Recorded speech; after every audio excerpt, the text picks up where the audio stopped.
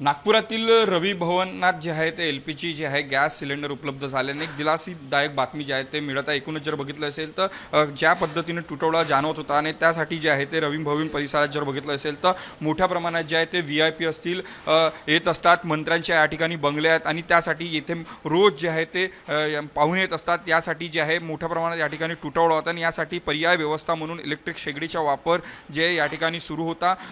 एकूणच जर बघितलं असेल तर पोहा असेल, त्यासोबत जर बघितलं असेल तर इडली असेल, हे बाकी अन्य जे वस्तू होते, खाद्यवस्तू होते, ते जे आहे ते इलेक्ट्रिक शेगडीवर तयार करण्यात होते आणि त्यामुळे मोठी कसरत जी आहे ते या ठिकाणी पाहायला मिळत होती।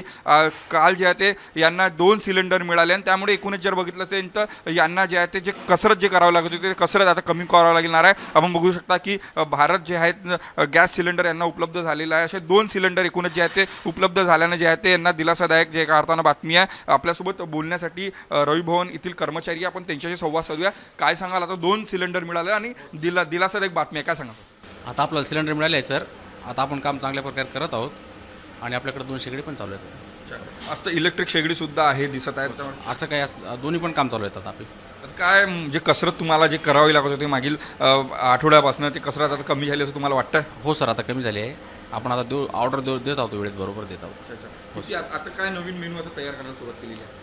आता आज आपण सर जसं आज पोहा आणि उपमा 2च आयटम आपण देत होतो, आज आपण ब्रेड ऑमलेट द्यायलाही सुरुवात केली आहे। आपण बघू शकता की रवी भवन परिसरात जे आहे ते काही दिवसापासून जे आहे पोहा असेल किंवा इडली असेल असे वस्तू जे देत होते, मात्र आता जर बघितलं असेल तर कमर्शियल सिलेंडरचा पुरवठा झाल्यामुळे जे यांना जे आता कार्यावरची कसरत जे आहे ते कमी करावं लागत आहे आणि जे वेगळे खाद्य आहे ते इथनं आता रवी भवनात मिळायला सुरुवात झालेली आहे। कॅमेरामॅन मंगेश मोहितेसह तेजस मौतुरे, जय महाराष्ट्र न्यूज, नागपूर।